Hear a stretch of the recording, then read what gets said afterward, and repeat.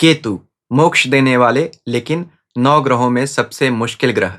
इनका गोचर 10 नवंबर 2024 को संघर्ष और सफलता देने वाले नक्षत्र उत्तरा फाल्गुनी में हो रहा है। तो 2024 के बचे 2 महीनों और 2025 में केतु के इस नक्षत्र परिवर्तन का सभी 12 राशियों पर क्या प्रभाव पड़ेगा और हमें क्या अच्छे उपाय करने चाहिए, इस वीडियो में मैं आपको विस्तार से बताऊंगा।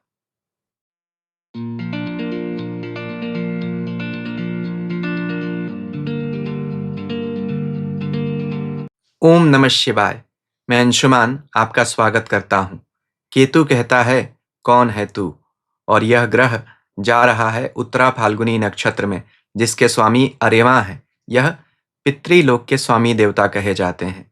तो केतु और उत्तरा फाल्गुनी नक्षत्र दोनों का हमारे भूतकाल से संबंध है। हमारे अतीत में ही भविष्य के बीज व संभावनाएं छुपी होती हैं। So it's time to get back to roots. यह पराविद्या, मोक्ष और आत्म अनुसंधान का समय रहेगा। उत्तरा फाल्गुनी नक्षत्र में जन्मे कुछ प्रसिद्ध व्यक्ति हैं: योग ऋषि स्वामी शिवानंद, भारत के महान स्वतंत्रता सेनानी सुभाष चंद्र बोस और पांडव शिरोमणि अर्जुन। तो आप देखिए, चाहे यह आध्यात्मिक स्तर पर चाहे सांसारिक स्तर पर, यह आंदोलन और परिवर्तन का प्रतीक नक्षत्र है। इस नक्षत्र परिवर्तन का हम सभी 12 राशि के लोगों पर क्या प्रभाव पड़ेगा, इस वीडियो में मैं आपको विस्तार से बताऊंगा। यह सब समझने के लिए हमें यह समझना पड़ेगा कि केतु जो उत्तरा फाल्गुनी नक्षत्र में रहते हैं, इसका सभी 12 राशियों पर क्या कॉमन प्रभाव पड़ता है, यानी क्या अच्छा और क्या बुरा होता है। और तभी हम यह जान पाएंगे कि सभी 12 राशि के लोगों को कौन से 3-4 कॉमन उपाय करने पड़ेंगे। यह सब इस वीडियो के शुरू में बताने के बाद मैं सभी 12 राशियों का अलग अलग राशि फल बताऊंगा। तो पूरा जानना चाहते हैं तो वीडियो पूरा देख सकते हैं। सबसे पहले जानते हैं नक्षत्र परिवर्तन कब होगा। 10 नवंबर 2024 को केतु उत्तरा फाल्गुनी नक्षत्र में जाएंगे, जहां वह 20 जुलाई 2025 तक रहेंगे।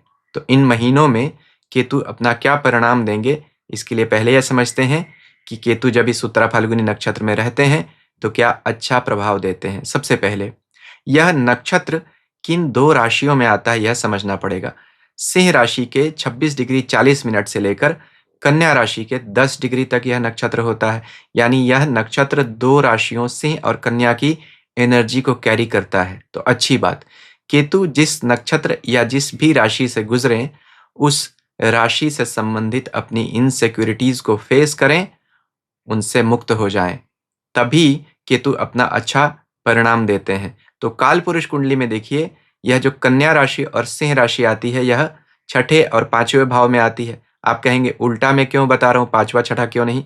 क्योंकि केतु उल्टी गति से चलते हैं। तो पहले अभी कन्या में रहेंगे, उसके बाद सिंह में जाएंगे। तो कन्या राशि क्या बताती है? कन्या राशि हमारे जन्म कुंडली में सेवा को दिखाती है, नौकरी को दिखाती है, संघर्ष और आंदोलन को दिखाती है। वही 5वीं राशि जो सिंह है, वह अहम को और ईगो को दिखाती है। तो केतु जब आप शुद्ध होते हैं तो आपको मुक्त करता है। यानी अगर केतु अच्छा होगा आपकी कुंडली में भी, और यह नक्षत्र भी अगर आपकी कुंडली में कहीं स्थित है, अच्छा है, तो फिर आपको नौकरी में प्रमोशंस के मौके देगा। अगर आप सेवा के क्षेत्रों में हैं, जैसे डॉक्टर हैं, हीलर हैं, किसी तरह के स्पिरिचुअल फील्ड में जुड़े हुए हैं, वहां आपको प्रसिद्धि देगा और आपको संतुष्टि भी देगा। वहीं 5वां भाव मंत्र का है, इष्ट का है, संतान का है। केतु भी संतान के कारक है, तो संतान की तरक्की देगा और आपको आध्यात्मिक लाभ भी देगा। लेकिन यह सब तभी होगा जब आप अपने बंधनों को पहचानें और उनसे मुक्त हो जाएं। देखिए, जो कन्या राशि है, यह पृथ्वी तत्व की राशि है। पृथ्वी पोषण करती है, पेड़ों को खड़ा करती है, लेकिन जो पेड़ सूख जाते हैं उन्हें गिरने से नहीं रोकती है। तो मैसेज क्या है? Production with prudence, don't get over attached to anything. यही तो केतु कहता है। मोक्ष, हमारे मोह का क्षय हो जाना ही तो मोक्ष है। अब देखिए, यह जो उत्तरा फाल्गुनी नक्षत्र है, जैसा मैंने बताया था, दोनों राशियों में आता है, कन्या सिंह। तो किन लोगों को इसका अधिक फल मिलेगा? जो हीलिंग के प्रोफेशंस में है, जैसे डॉक्टर्स हैं, सर्विस इंडस्ट्री में है, अकाउंटेंसी में है, क्योंकि केतु मैथमेटिक्स को दिखाता है, फाइनेंस को भी। तो अकाउंटेंसी में है, बुध भी फाइनेंस को दिखाता है। मीडिया है और एंटरटेनमेंट के क्षेत्रों में होंगे, उनके लिए भी अच्छा है। केतु और उत्तरा फाल्गुनी दोनों ही नक्षत्र आध्यात्मिकता को दिखाते हैं। तो स्पिरिचुअल फील्ड से जो लोग जुड़े हुए हैं उन लोगों के लिए भी बड़ी अच्छी बात होगी। फाल्गुन नक्षत्र में जो है 2 तरह के फाल्गुन नक्षत्र होते हैं, पूर्वा फाल्गुन और उत्तरा फाल्गुन नक्षत्र। फाल्गुन का मतलब ही होता है लाली। तो सूर्य की पहली और दूसरी लाली, क्योंकि फाल्गुन के देवता सूर्य हैं। तो सुबह का जो समय सूर्योदय से पहले का होता है वह पूर्वा फाल्गुन और उसके बाद उत्तरा फाल्गुन। इसीलिए इनके देवता का यानी इनके आवाहन का मंत्र भी, इन्वोकेशन का टाइम भी मॉर्निंग का होता है। यह जब मैं उपाय की चर्चा करूंगा उसमें विस्तार से बता दूंगा। फाल्गुन के कुछ और भी मतलब होते हैं, जैसे मित्र, संस्कारी, राजसी, और यह हमारे पांडवों के जो सबसे प्रसिद्ध योद्धा हैं अर्जुन जी, उनका भी जन्म नक्षत्र है। जब हम अर्जुन को याद करते हैं तो हमें श्री कृष्ण याद आते हैं। तो यह मित्रता का नक्षत्र भी माना जाता है, रॉयल फेवर्स को दिखाता है। यानी इसके स्वामी जो देवता है अरिमा, वह भी God of patronage and royal favours को दिखाते हैं। तो अगर आप किसी ऐसे फील्ड में काम करते हैं जहां सरकार से बहुत अधिक काम है, या किसी प्रसिद्ध महत्वपूर्ण व्यक्ति से आपका हमेशा वास्ता पड़ता है, उन लोगों के लिए अच्छा है। बाकी लोगों के लिए भी अच्छा है। अगर यह परिवर्तन आपके लिए शुभ होने वाला है तो अपने बॉस से आपको फेवर्स मिलेंगे, प्रमोशंस मिलेंगी। इसलिए यह समय अच्छा कहा जा सकता है, प्रोवाइडेड कि आपकी अपनी कुंडली में और राशि परिवर्तन में यह अच्छा हो रहा है। देखिए, अपनी राशि परिवर्तन में अपनी राशि का जरूर ध्यान रखिएगा, अपनी पर्सनल जन्म कुंडली का गोचर के साथ साथ, क्योंकि एक राशि के बहुत सारे लोग होते हैं, करोड़ों लोग होते हैं। अर्यमा पितृलोक के स्वामी देवता हैं, ऋग्वेद के प्रसिद्ध देवता हैं, जिन्हें यज्ञों में होम प्राप्त करने का अधिकार है। ऋग्वेद के प्रथम मंडल में इनकी स्तुति में सूक्त भी आता है। ऋजुअनीतिनः वरुणः मित्रः नयतु विद्वान अर्यमा देवः स जोषाः। यह ऋग्वेद में मंत्र आता है इनके लिए। तो यह बहुत ही सुख और संतुष्टि और समृद्धि देने वाले ग्रह माने जाते हैं इनकी पूजा करने से। जिनकी कुंडली में काल सर्प दोष है, पितृ दोष है, यानी बहुत कुछ उपाय करने के बाद भी चीजें नहीं बदलती हैं, अटकती रहती हैं, उनके लिए उपाय करने का सबसे अच्छा समय है। क्योंकि पितृ के स्वामी देवता केतु, पितृलोक के स्वामी देवता उत्तरा फाल्गुनी नक्षत्र में आ रहे हैं। अब यह संयोग 18 वर्ष बाद ही आएगा। आपको इसी समय इन्हें प्रसन्न करना चाहिए। पितृ प्रसन्न नहीं तो देवता भी प्रसन्न नहीं। देखिए, हमारे लोकों का वर्गीकरण है भूर्भुवः स्वः। भूलोक जिस पे हम रहते हैं, भुवः जिसमें हमारे पितर रहते हैं, और स्वः लोक यानी स्वर्ग लोक जिसमें देवता रहते हैं। तो अगर पितृलोक में हमारे पितर प्रसन्न नहीं हमसे, तो स्वर्ग लोक तक हमारी आवाज नहीं जाती, यानी देवता हमारी मदद के लिए नहीं आते, भले ही हम उनकी आराधना क्यों ना कर लें। गीता भगवान 3 अध्याय 8वें श्लोक में यही बात कहते हैं, नियतम कुरु कर्म त्वम कर्म ज्यायो ह्यकर्मणः। यानी तो शास्त्र विधि से नियत किए हुए अपने कर्तव्य कर्मों को कर। तो अगर किसी देवता की आराधना करते हैं और पितृ को प्रसन्न नहीं करते हैं तो वह पूजा सफल नहीं मानी जाती है। भगवान 3 अध्याय 4 श्लोक में यह कहते हैं, न कर्मणाम अनारंभात नैष्कर्म्यम पुरुषोष्णुते न च संन्यसनात् एव सिद्धिम समधिगच्छति। यानी न तो कोई केवल कर्म से विमुख रहकर कर्म फल से मुक्ति प्राप्त कर सकता है, न केवल शारीरिक संन्यास लेकर ही ज्ञान प्राप्त कर सकता है। यह बात मैं इसलिए कह रहा हूं कि बहुत सारे लोग कहते हैं हम तो भक्ति करते हैं, कृष्ण की भक्ति करते हैं, राम की भक्ति करते हैं, लेकिन अपने नियत कर्तव्य कर्म नहीं करते हैं, जो भगवान ने गीता में कहा है कि यानी पितरों की पूजा नहीं करेंगे, उन्हें कोई दान धर्म नहीं करेंगे उनके लिए, और फिर हम सोचेंगे कि हम तो भक्ति करते हैं, मंदिर जाते हैं। तो माफ कीजिए, भगवान हमारी नहीं सुनेंगे, क्योंकि उन्होंने खुद ही कहा है पहले अपने कर्तव्यों को पूरा करो तभी मेरी भक्ति भी कर सकते हो। शास्त्र से विमुख रहकर भक्ति नहीं होती है। इसलिए यह समय बहुत महत्वपूर्ण है। इसीलिए मैंने बताया कि इस समय में आप अपने बहुत सारे बंधनों को काट सकते हैं। अभी तक तो अच्छी बात है कि अब क्या कुछ समस्या नहीं आएगी, तो देखते हैं क्या समस्याएं हो सकती हैं। यह जिस नक्षत्र में जा रहे हैं केतु, 2 राशियों में आता है, कन्या और सिंह में। कन्या के स्वामी बुध है, तो नक्षत्र में जाने की वजह से सूक्ष्म रूप से केतु का बुध से संपर्क हो जाएगा। केतु और बुध के योग को हम जड़ योग कहते हैं, यानी बुद्धि का नाश, अटकना बुद्धि का। Ketu is a matter of fact planet, seeing as it is, saying as it is, तो टू द पॉइंट कम्युनिकेशन होता है केतु जब बुध में होते हैं तो। अगर आप झूठ बोलेंगे तो बड़ा नुकसान हो जाएगा। देखिए, इस नक्षत्र के स्वामी देवता अरिमा है। यह विवाह और साझेदारी के देवता हैं। विवाह में इनकी स्तुति में मंत्र पढ़े जाते हैं। ऐसा कहा जाता है कि यह विवाह के साक्षी देवता हैं। तो विवाह में चीट करने से इनके अपमान का दोष लगता है, या किसी तरह की साझेदारी में झूठ बोलने से इनके अपमान का दोष लगता है। तो अगर आप चीट कर रहे हैं, चाहे अपने पार्टनर को, बिजनेस या लाइफ पार्टनर, तो आप संभल कर रहिए। आप कहेंगे बहुत समय से कर रहा था, अभी तक मुझे कुछ नुकसान नहीं हुआ। अब हो जाएगा, क्योंकि कर्म अपने समय आने पर फल देना शुरू कर देता है। तो इसके देवता बहुत क्रुद्ध होने वाले भी हैं, सब कुछ देते भी हैं लेकिन परेशान भी बहुत करते हैं। सावधान रहिएगा। दूसरी बात, सिंह राशि में भी जाएंगे। उत्तरा फाल्गुनी नक्षत्र का एक चरण सिंह राशि में है, तो सिंह के स्वामी सूर्य है। सूक्ष्म रूप से केतु का सूर्य से संपर्क हो जाएगा। इसे हम ग्रहण योग भी कहते हैं। यह ईगो को दिखाता है, झगड़े को दिखाता है। केतु भी तो जिद के प्लैनेट है। तो झगड़े और जिद में आकर आप जगह जगह उलझ पड़ेंगे लोगों से। इनसे आपको बचना पड़ेगा, नहीं तो बड़ा नुकसान हो जाएगा। तो यह सब बातें हो गई बुरी। अब उपाय क्या करें सभी लोगों के लिए? देखिए, जो भी ग्रह किसी नक्षत्र में जाता है तो उस नक्षत्र की स्वामी वनस्पति जो है, यानी पेड़ जो है, उसे अपने पास रखने से वह ग्रह शांत भी होता है और अच्छा भी होता है। मेरे गुरुजी कहते थे, वनस्पतियों को पहचानो, ग्रहों को सुधारो। तो इस ग्रह के जाने से जो यह नक्षत्र की वनस्पति है उसे हम कनेर बोलते हैं। पाकर या पिलखन का पेड़ भी बहुत जगह कहते हैं। अभी मैं फोटो दे रहा हूं। यह इस नक्षत्र की कोई भी जड़ हो या पत्ती हो, इसे किसी भी दिन, जिस दिन चंद्रमा इस नक्षत्र यानी उत्तरा फाल्गुनी नक्षत्र में हो, इसे लाकर किसी केसरिया रंग के कपड़े से बांधकर अपने पास रखें तो बहुत अच्छा होता है, ग्रह शांत होता है। इसके अलावा रुद्राक्ष से उपाय, तो 4 मुखी, 9 मुखी और 12 मुखी रुद्राक्ष पहने। 4 मुखी रुद्राक्ष यह हो गया, 9 मुखी रुद्राक्ष यह हो गया और 12 मुखी रुद्राक्ष यह हो गया। ये मैं अपनी माला दिखा रहा हूं। तो 4, 9, 12 का कॉम्बिनेशन पहने, बहुत बढ़िया होगा। 4 बुध, 9 केतु और 12 सूर्य, इन्हीं 3 का तो संपर्क हो रहा है। तो इन्हीं 3 के नक्षत्रों के आपको रुद्राक्ष पहनने पड़ेंगे, इन ग्रहों के।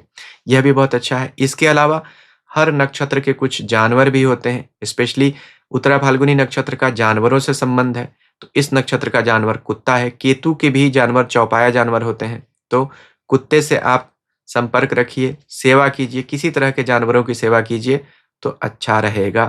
केतु अशुभ होते हैं तो हमें क्या परिणाम देते हैं, इस पर मैंने एक वीडियो बनाया है, उसमें भी आपको बहुत सारे अच्छे उपाय मिल जाएंगे। रुद्राक्ष से हमें क्या लाभ मिल सकता है, कैसे हम उसका प्रयोग करें, उस पर भी मैंने वीडियो बनाया है। इन दोनों का लिंक अभी आप स्क्रीन पर देख रहे होंगे।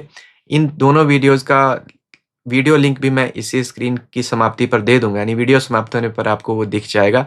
आप चाहें तो उन्हें भी खोल कर देख सकते हैं।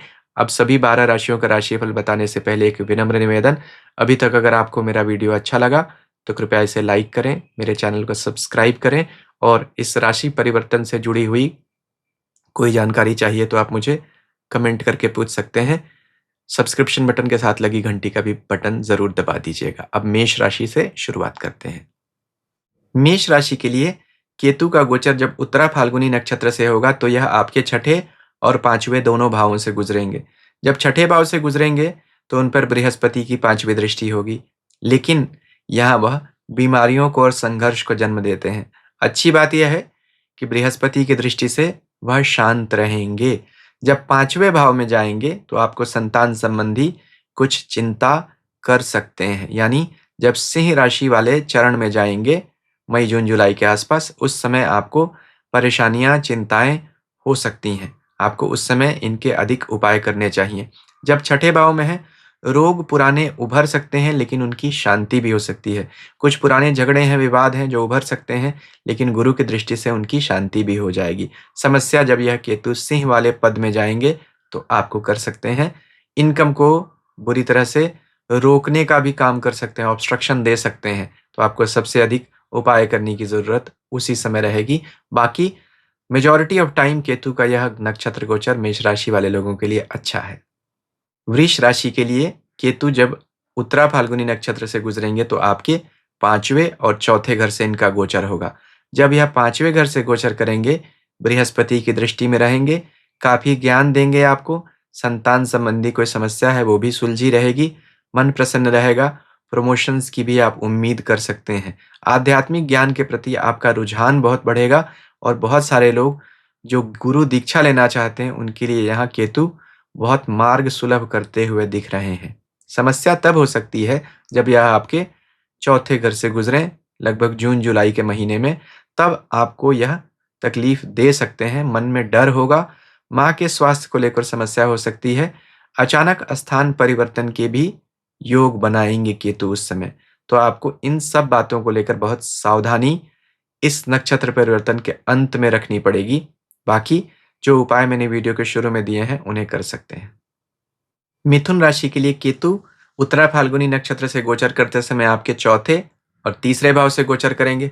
जब चौथे भाव में गोचर करेंगे, आपको मन में कुछ भय तो देंगे, लेकिन मन आध्यात्म की तरफ बहुत झुकाव लिए रहेगा। उस पर भी बृहस्पति की 5वीं दृष्टि केतु के ऊपर रहने से केतु में और अच्छी बातें जन्म लेंगी। कोई प्रॉपर्टी लेना चाहते हैं, उसके लिए बहुत अच्छा समय है। कोई नई गाड़ी लेना चाहते हैं, उसके लिए अच्छा समय है। घर शिफ्ट करना चाहते हैं, इन सब बातों के लिए अच्छा समय है। बहुत सारी आध्यात्मिक यात्राएं भी केतु देंगे। समस्या तब होगी जब केतु सिंह राशि वाले नक्षत्र पद से गुजरेंगे, यानी लगभग मई, जून, जुलाई के समय में। तब आपको अचानक डिसलोकेशन होने के चांसेस रहेंगे, यानी आपकी इच्छा के विरुद्ध ट्रांसफर और किसी तरह के वाद-विवाद में आप फँस सकते हैं, उलझ सकते हैं। कुछ बोला, कुछ लिखा ऐसा जो अनइंटेंशनल था और उसमें आपको तकलीफ होगी, लीगल ट्रबल्स भी आपको दे सकते हैं। इन सब से बचने के लिए वीडियो के शुरू में जो मैंने उपाय बताए हैं, उन्हें कीजिए।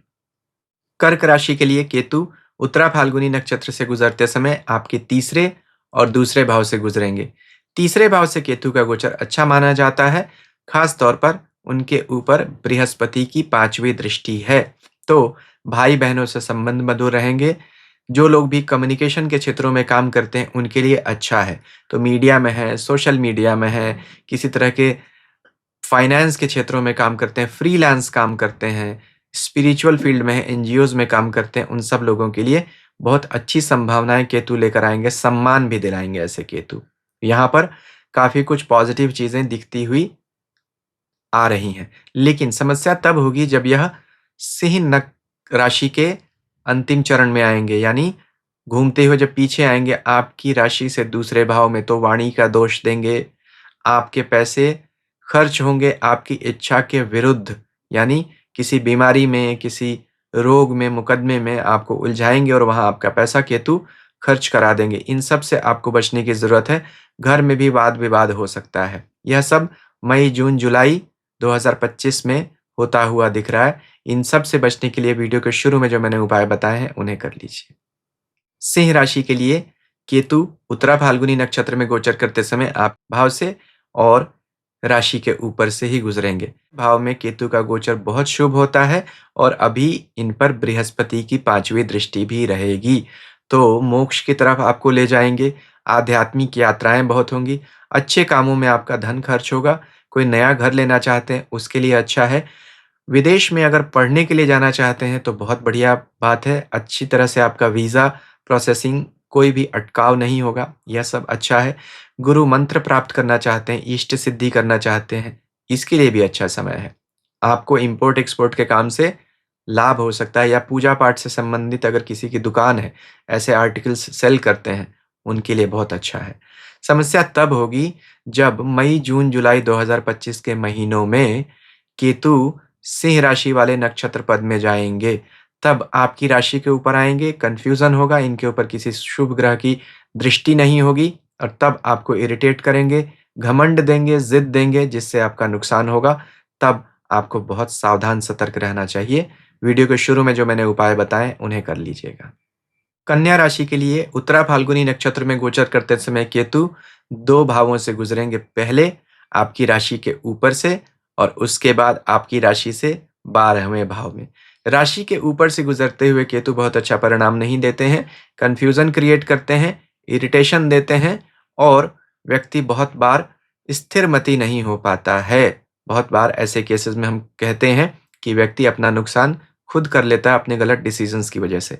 प्रोटेक्शन कुछ हद तक जुपिटर का ज़रूर है क्योंकि गुरु की दृष्टि आ रही है केतु के ऊपर, तो वह आपको रक्षा करते रहेंगे। लेकिन इसके बाद भी जब 12वें भाव में जाएँगे, चाहे वह किसी की दृष्टि में नहीं हो, तब भी वह अच्छा परिणाम देंगे क्योंकि 12वें घर में सिंह राशि जहाँ आपकी आती है, जब मई, जून, जुलाई के महीने में जाएँगे, तो आपका भला करेंगे। तो केतु को हम देख रहे हैं कि इस नक्षत्र परिवर्तन में जब सिंह राशि वाले नक्षत्र चरण में जाएँगे, तो वह आपका अधिक भला करेंगे।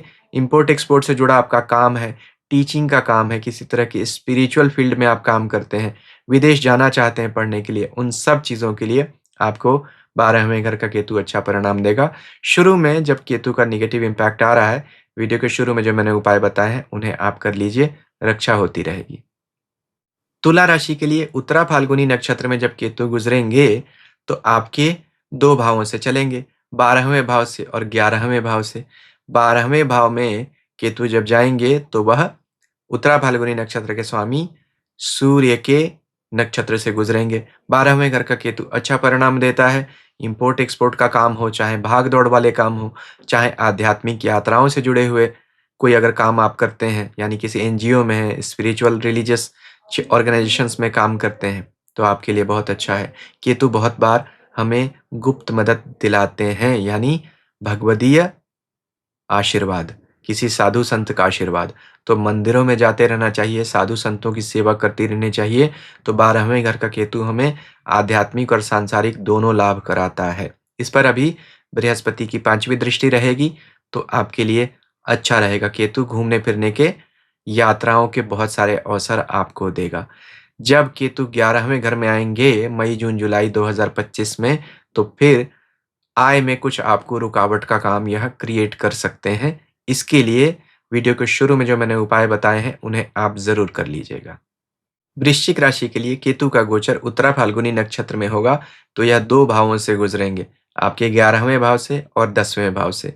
11वें भाव से गुजरेंगे तो उत्तरा फाल्गुनी के स्वामी सिंह हैं। सिंह आपकी राशि के कर्म भाव के स्वामी हैं। अच्छा रहेगा आपके लिए। विशेष तौर पर बृहस्पति की 5वीं दृष्टि भी है, तो इनकम में जो ब्लॉकेज क्रिएट हो रही है, शनि की ढैया की वजह से मन पर जो कुछ नेगेटिव असर है, उस पर केतु कुछ खोलने का काम ज़रूर करेंगे, आपको राहत ज़रूर मिलती रहेगी।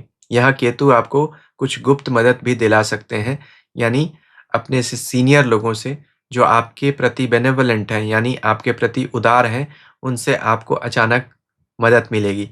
लेकिन आपको ओपन अप होना पड़ेगा, अपने परिचित व्यक्तियों से मदद माँगनी पड़ेगी, तो मदद ज़रूर मिल जाएगी। जब केतु 10वें भाव से आपके गुज़रेंगे, मई, जून 2025, जुलाई 2025 में, तो आपके 10वें भाव से होंगे। 10वें भाव का केतु करियर में उलझनें क्रिएट करता है, प्रोफ़ेशन को कन्फ्यूज़ करता है। उस समय इन पर किसी की दृष्टि नहीं होगी, तो आपको समस्याएँ आ सकती हैं। उस समय आपको वीडियो के शुरू में जो मैंने उपाय बताए हैं, उन्हें करना चाहिए। धनु राशि के लिए केतु जब उत्तरा फाल्गुनी नक्षत्र से गुजरेंगे, तो आपके 10वें और 9वें भाव से गुजरेंगे। 10वें भाव का केतु हालांकि करियर में कन्फ्यूजन्स क्रिएट करता है, डिसीजंस व्यक्ति सही नहीं ले पाता है, लेकिन इसके ऊपर बृहस्पति की दृष्टि रहने से बृहस्पति केतु की उलझनों को दूर करते रहेंगे। खास तौर पर आपसे जो लोग बड़े हैं, उम्र में या अनुभव में या पोजीशन में, उनसे सहायता आपको मिलेगी और उससे आपको लाभ होगा। इसके बाद जब केतु मई, जून, जुलाई 2025 के लगभग आपके 9वें भाव से गुजरेंगे, तो आपको कुछ समस्याएँ ज़रूर क्रिएट कर सकते हैं, भाग्य में कुछ उलझनें दे सकते हैं। हालाँकि आध्यात्मिक लाभ आपको बहुत होंगे, गुरु प्राप्ति भी हो सकती है, यह एक अच्छी बात होगी। लेकिन कुछ पिता की सेहत और अधिकारियों से अनबन, इनसे आपको कुछ नुकसान हो सकता है। इनसे बचना है तो वीडियो के शुरू में जो मैंने उपाय बताए हैं, उन्हें कर लीजिएगा। मकर राशि के लिए केतु उत्तरा फाल्गुनी नक्षत्र से गुजरते समय आपके 2 भावों से गुजरेंगे, 9वें और 8वें। यह दोनों धर्म के भाव हैं, केतु धर्म के ग्रह कहे गए हैं। 9वें भाव से केतु का गोचर धार्मिक प्रवृत्तियाँ देता है, इसके ऊपर अभी बृहस्पति की दृष्टि है, तो धार्मिक यात्राएँ देगा, गुरु की सेवा बनेगी और गुरु का आशीर्वाद भी मिलेगा। विदेश यात्राएँ दे सकता है, इम्पोर्ट-एक्सपोर्ट से जुड़े हुए जिनके काम हैं, उन्हें विशेष फ़ायदा होगा। कोई व्यक्ति अगर कम्युनिकेशन या टीचिंग का काम करते हैं, उन्हें अच्छा रहेगा। इसके बाद मई, जून, जुलाई 2025 के लगभग केतु आपकी राशि से 8वें भाव से यानी सिंह सिंह राशि के अपने नक्षत्र पद से गोचर जब करेंगे, तो आपको आध्यात्मिक लाभ तो बहुत होंगे, लेकिन अचानक के खर्चे बढ़ जाएँगे और आपको वह मैनेज करने बहुत मुश्किल होने लगेंगे। अचानक किसी तरह की ऐसी परिस्थितियाँ उत्पन्न होंगी जो लीगल प्रॉब्लम्स आपको दे सकती हैं, और वाहन चलाते समय बहुत सावधानी रखिएगा, क्योंकि चोट-चपेट के भी योग बनते हैं। हालाँकि जो लोग आध्यात्मिक रहेंगे उनकी रक्षा होती रहेगी, क्योंकि केतु आध्यात्म का प्लैनेट है और 8वाँ भाव भी आध्यात्म को दिखाता है। तो रक्षा तभी होगी जब आप स्पिरिचुअल होंगे। वीडियो के शुरू में जो मैंने उपाय बताए उन्हें कर लीजिए, उससे भी राहत रहेगी। कुंभ राशि के लिए केतु उत्तरा फाल्गुनी नक्षत्र से गुजरते समय आपकी राशि से 8वें और 7वें भाव से गोचर करेंगे।